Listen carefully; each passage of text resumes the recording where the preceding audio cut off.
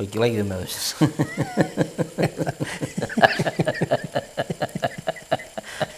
Φτάνει. Άστο εκεί, μην το πηδεύεις άλλο.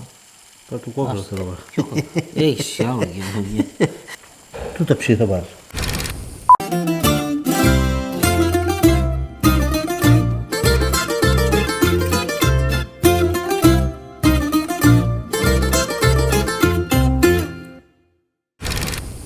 Γεια και χαρά, καλή μας φίλοι. Γεια σας και από μένα. Είμαστε η αδερφή Μαλιόρα. Ο Γιώργος Και ο Ανδρέας. μαζί σχεδιάσαμε και κατασκευάζουμε τις ψισταριές Σάμπερκιο. Αλλά μας αρέσει το ψήσιμο και το μαγείρεμα. Και καλή παρέα. Σήμερα θα σας δείξουμε μια συνταγή για γαλοπούλα γεμιστή, τώρα που έρχονται και οι γιορτές. Είναι πρωτότυπη, με απλή γέμιση, αλλά όλη νοστιμιά. Θα σας δείξουμε πώς θα την καρικεύσετε με το μείγμα καρικευμάτων για το κοτόπουλο και πώς θα ετοιμάσετε την απλή γέμιση, αλλά εξαιρετικά νόστιμη και πρωτότυπη.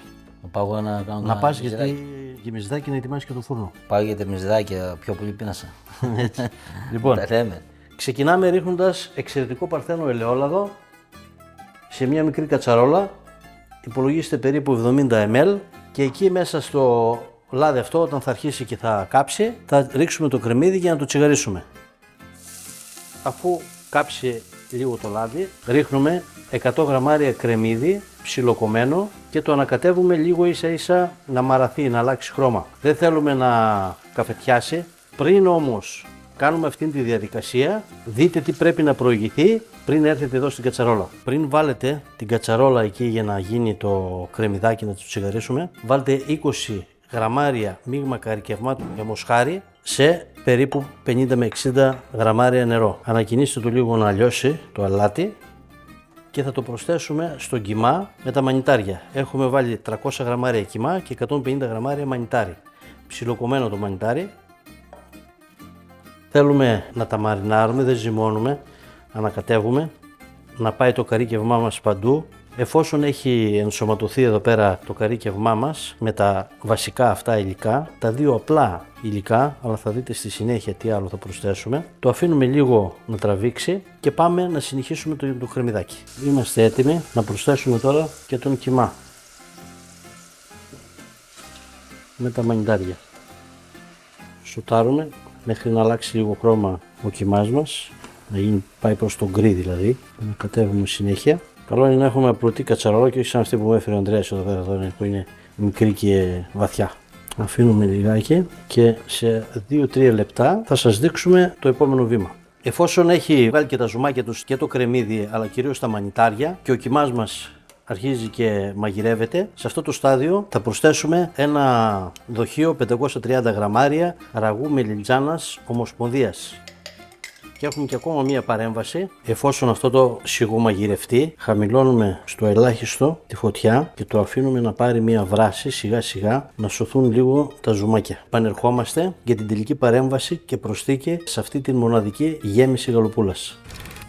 Μέχρι να σιγουμαγειρευτεί η γέμισή μας, θα κάνουμε την παρέμβασή μας στη γαλοπούλα. Είναι 4 κιλά, δεν είναι χωριάτικη γαλοπούλα. Μπορείτε το ίδιο να πάρετε και χωριάτικη γαλοπούλα. Πρώτα θα την κάνουμε ένα ξέπλυμα καλό. Θα την περιχύσουμε με χυμό πορτοκαλιού όσο χρειαστεί για να πάει παντού και στο εσωτερικό θέλουμε. Η πρώτη παρέμβαση είναι αυτή.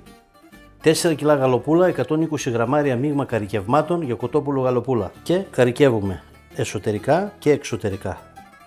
Φροντίζουμε να πάει αυτό όλο παντού ομοιόμορφα. Βοηθάει και ο χυμός του πορτοκαλιού για να κολλήσει πάνω το μπαχαρικό. Θα δείτε και τι άλλη παρέμβαση θα κάνουμε. Και εδώ εσωτερικά στο λαιμό.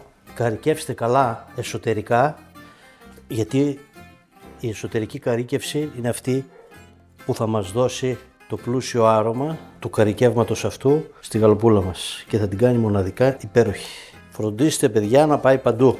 Κάντε και μασαζάκι, θα ποτίσει με τα αρώματά του αυτό το καρίκευμα όλη τη γαλοπούλα, θα την κάνει πεντανόστιμη, θα τη μαλακώσει και γενικά θα έχουμε ένα μοναδικό τελικό αποτέλεσμα. Θέλουμε λίγο ηλιέλαιο, υπολογίστε περίπου 50 ml, μια μικρή επάλυψη να πάει παντού. Η συγκεκριμένη γαλοπούλα έχει και ένα θερμόμετρο εδώ πέρα, καλό είναι να του συμβουλευτούμε και αυτό κατά την ώρα του ψησίματος, που εμείς υπολογίζουμε ότι θα χρειαστεί να την μαγειρέψουμε αργά γύρω στις 4 ώρες. Και κλείνουμε με μια μικρή επάλυψη μουστάρδας. υπολογίστε 40-50 γραμμάρια μπορεί να χρειαστεί. Ίσως και λιγότερο ή λίγο παραπάνω, ανάλογα όσο πάρει.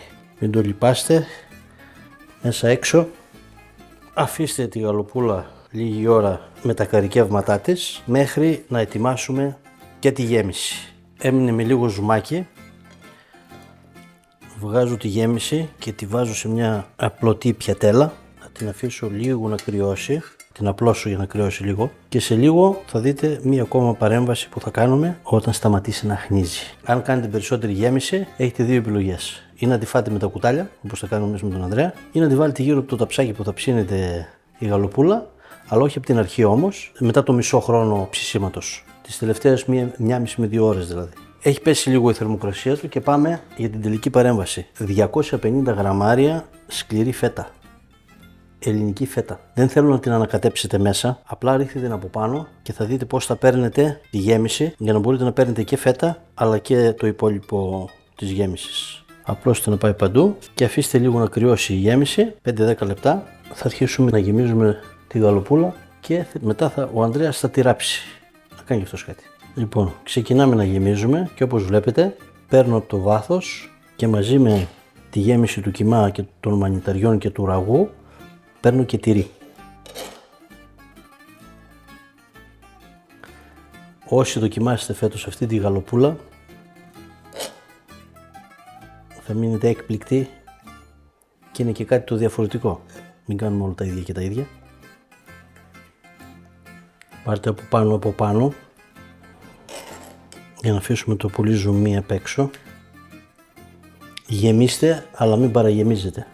Σε λίγο το ράψιμο. Λίγη γέμιση θα βάλουμε και από μπροστά. Λοιπόν, επειδή καθώς γεμίζαμε χρησιμοποιούσαμε το κουτάλι εδώ με τη γέμιση, θέλει προσοχή αυτό. Εμείς θα δοκιμάσουμε λίγο από εδώ στην άκρη που δεν το έχουμε πειράξει και το υπόλοιπο θα το αφήσουμε για να το βάλουμε πριν τελειώσει το ψήσιμο της γαλοπούλας εξωτερικά στο ταψάκι και να το φάμε μετά.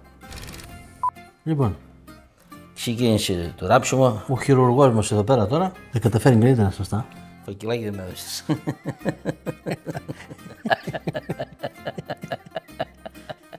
Δεν ξέρετε, σαν μέσα δυσκολεύουν τα γάντια, βγάλω να πάει στο καλό. Τι δέρμα έχει.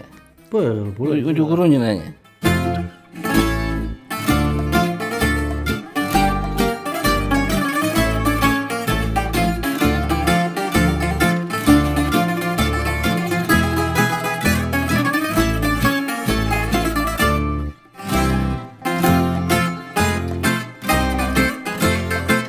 Έτοιμο. Έτοιμος. Βάλουμε και στο λαιμό. Τα άφησα για μετά. Να βάλουμε τη γέμιση εκεί. Εδώ δεν θέλει κεράψιμο, Ανδρέα. Δεν θέλει κεράψιμο. Απλά το κατεβάζεις προς τα κάτω. Θέλει. Έτσι λίγο ίσα να πάρει τη γεύση. Εγώ νομίζω ότι επειδή έχει πολύ δέρμα εκεί πέρα και έτσι να μείνει, είσαι μια χαρά. Το βάλουμε έτσι. Βέβαια. Συνταγές με γαλοπούλες θα βρείτε αρκετές στο κανάλι μας. Θα βρείτε γαλοπούλα ρολό, την περσινή γαλοπούλα που ήταν γεμιστή στη σούβλα και θα δείτε και τη γαλοπούλα αλλά ελληνικά και αυτή στη σούβλα. Θα βάλουμε λίγο νεράκι στο ταψί. Θα φουρνίσουμε στους 180 βαθμούς επειδή θέλουμε να κάνουμε 4ωρο ψήσιμο και ο κυκλοθερμικός μας φούρνος δεν μπορεί να ψήσει τόση ώρα μόνο με τη θράκα από τα ξύλα.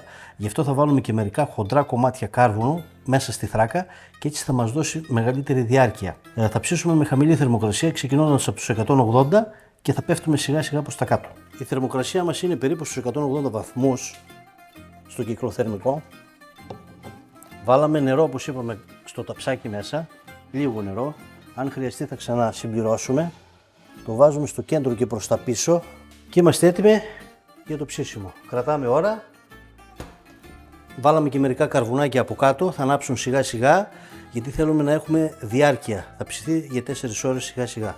Λοιπόν, καταρχήν θα τιμήσουμε τα σπαροπουλάκια εδώ πέρα που μας έφερε ο Νίκος. Τα ψάριψε στις ράχες φθιώτιδας. Λοιπόν, να πιούμε στην υγεία σου, Νικουλάκη. Τα πουλά τα κράτησε μέσα ο Ανδρέας για... Εγώ έχω και άλλες μέρες. Λοιπόν, στην υγεία σου, στην υγεία σου, Νίκο. Νίκο, καλοφάγοντα τα έχουμε.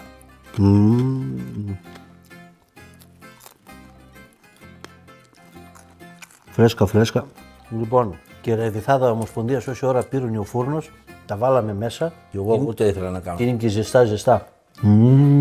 Και ο χειμώνα πάει να είναι ζεστό. Μπορείτε να το ανοίξετε και να το ζεστάνετε. Άλλη διάσταση. Έπεσε με τα μούτρα στο ζώο. Πεινάει. Δεν δοκίμαζες εκεί που φτιάχνες. Άλλο και άλλο εδώ. Λοιπόν, όλα ωραία. Στην υγεία σας παιδιά. Γεια σας παιδιά, με καλή παρέα. Λοιπόν, έτοιμη. Βγήκε σε 3,5 ώρες. Πω.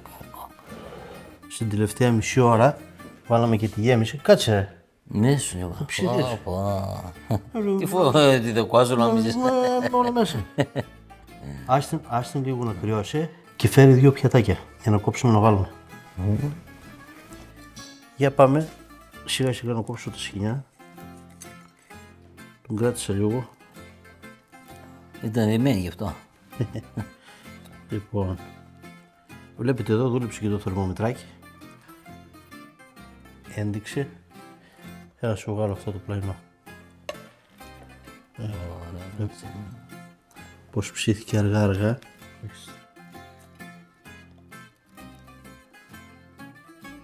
Φτάνει. Άστο εκεί, μην το πηδεύεις άλλο. Πάρε το κόκκινο θέλω. Έχεις άλλο εκεί. Να βγάλουμε το φτερό, κοιτάξτε πώς βγαίνει και να δούμε και λίγο το στήθος. Πού θα φας τώρα. Αυτό είναι ματάρε. Άνθρωπε. Τη γέμισε γιατί είναι πραγματικά πρωτότυπη και μοναδική.